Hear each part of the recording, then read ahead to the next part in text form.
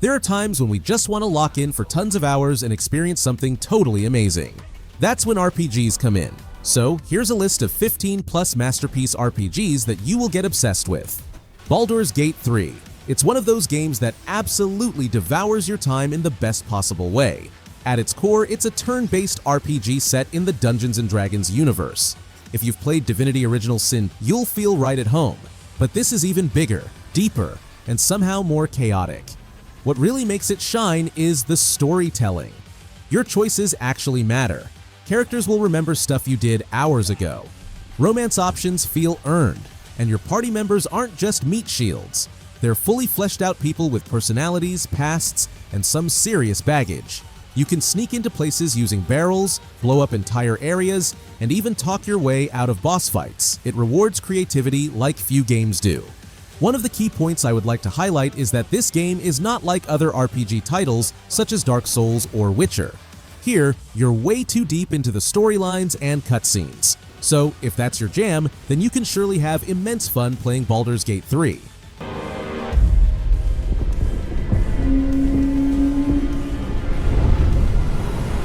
Final Fantasy XV. At its core, it's a road trip story. What's supposed to be a simple journey to your wedding quickly goes sideways. Suddenly, you're facing all kinds of monsters, exploring different places, and experiencing some quality cutscenes as well. What I loved about this part was the bond between the characters. You're not just controlling Noctis, you're part of this little brotherhood. There's something almost peaceful about cruising around in the regalia with the radio on, listening to old Final Fantasy soundtracks. If you ask me, then this title could be your entry point to the series, as there's a lot of cool stuff to do rather than just completing missions. You can easily spend hundreds of hours and still find something interesting to do. Now, which one's the prince? Aha! Hello, Your Highness. Congrats on your wedding. Witcher 3, this one's an obvious choice. I mean, how can I finish a role-playing games list without mentioning the OG Geralt of Rivia? Sure, some of you guys probably think that it's an overrated game, but for me, Witcher 3 is truly a masterpiece. You have got everything that makes a great RPG adventure. The world, it's totally awesome and got a lot of places to explore. The graphics and visuals are top-notch, and I don't have to go into the details because everyone already knows that the game nails the visuals factor. The combat is the finest. You have got a mix of stuff such as the swords, potions, spells, and even traps. Finally, characters and story are my favorite features, because we all know that Witcher first got popular only because of the books. So, of course, the story deserves prime mention. Waited until you found me, but... well, you know me. Patience has never been my strong suit. Nier Automata.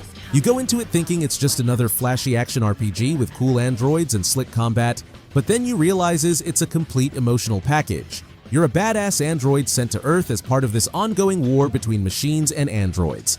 The humans are supposedly chilling on the moon while Earth's overrun by these creepy alien-built machines. At first, it's all /N dodge and high-speed fight, but then the story starts peeling back its layers and you realize things aren't so black and white. The machines start acting weird, almost like humans. Now, the genius part is that the game really begins when you finish it the first time. You're not yet finished, it makes you replay things from different perspectives, reveals new info, changes mechanics, even messes with the UI. It keeps flipping the script in ways you'd never expect. Activating short-range attack gear. Skyrim. I must have put hundreds of hours into it over the years, and every time I jump back in, I still find something new. You're the Dragonborn, which sounds like a big deal, and yeah, it actually is. You can absorb dragon souls and shout magic words that literally change the course of a fight. But honestly, what really makes the game so unforgettable isn't just the main quest, it's the freedom you experience. Like, you can do absolutely anything in terms of exploration, combat, messing with the NPCs, or even installing weird mods. If you play on PC, the game just never dies. People have turned it into everything from a survival sim to Lord of the Rings. Skyrim is the classic OG that every fan should play at least once. It's what you call granddaddy of modern RPGs.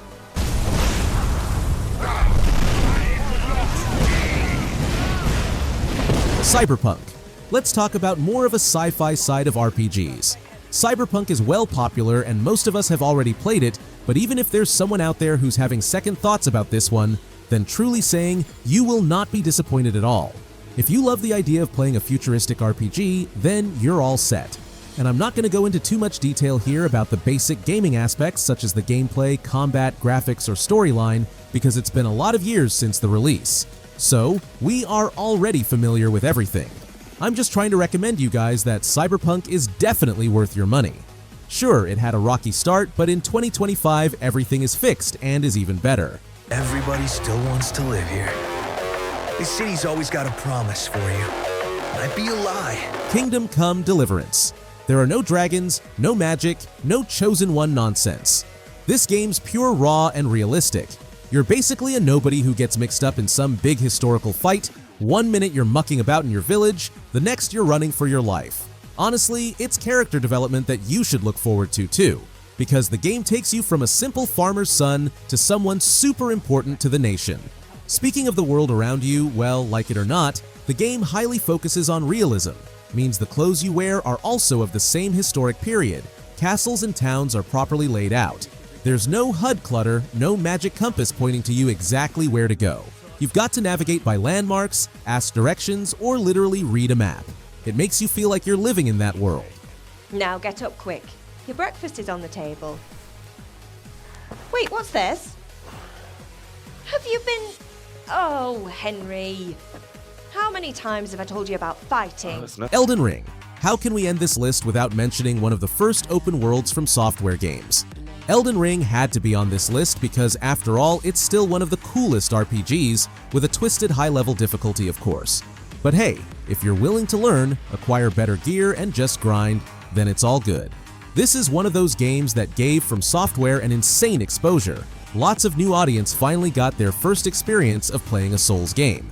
So, if you still haven't played this yet, then please do, because it's the experience that counts, not the continuous deaths. You will surely need 10 to 20 hours to get the hang of everything. At this point, you can basically handle most of the content assuming you're not new to the Souls-like concept, but even if you're a newbie, it won't take you too much time to figure everything out.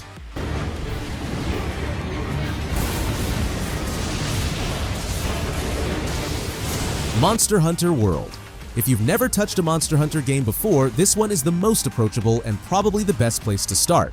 You go out hunt these massive monsters, each with their own behavior and quirks, then you come back, craft better gear with the new monster parts, and do it all over again with even tougher beasts.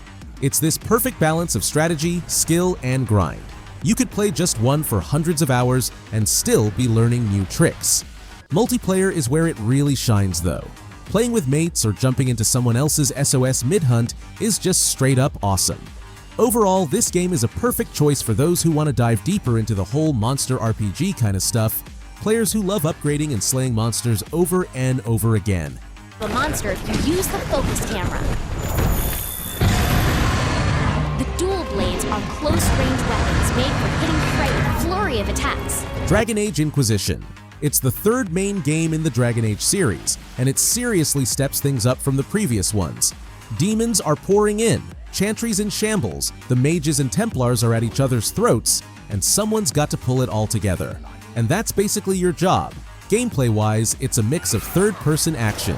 You're basically exploring all kinds of places, collecting loot or materials, and engaging in combat frequently with all your spells and melee attacks. And yeah, the war table, half the game feels like plotting behind the scenes, sending agents out to handle political messes while you go handle dragons. In terms of choices and consequences, it's BioWare doing what they do best. You're making calls that reshape the fate of nations, deciding who lives, who dies, who rules, and there are times when there's no right answer.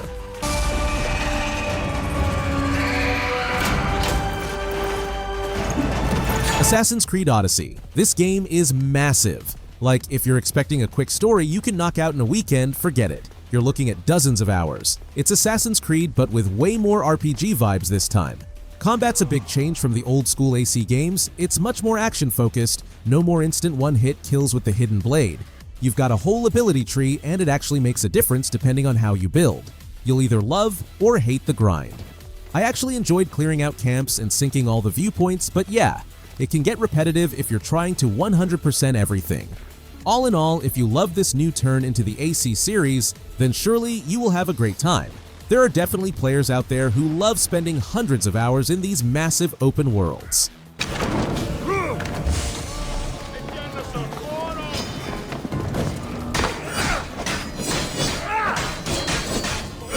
No Man's Sky.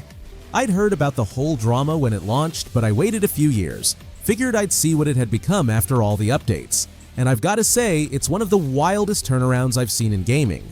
The game has this chilled out, lo-fi vibe most of the time.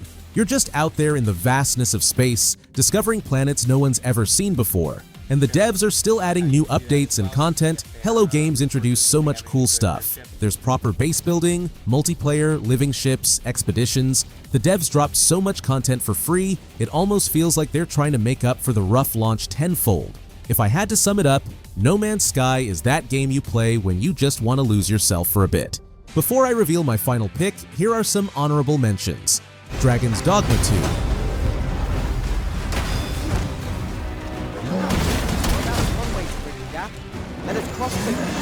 Middle-earth Shadow of Mordor. Ranger! You're back! How long will we fight before you run away again? 1 minute? 2? 3? Banisher's Ghost of New Eden. You brought this curse upon yourselves. Falls to me to lift it. Maybe they're not ready. Broken hearts need time to heal. If ever they heal. Tears of Kingdom, the OG Legend of Zelda, but with way more upgrades and new stuff. It's the same classic Zelda stuff, but this time you have got a lot more going on. Basically, the stakes are higher.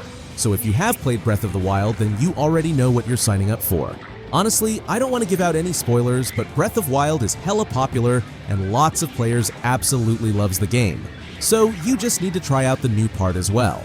Tears of Kingdom is such a fine game, and huge appreciation to the developers because they truly didn't disappoint us. After all the wait, everything was super worth it.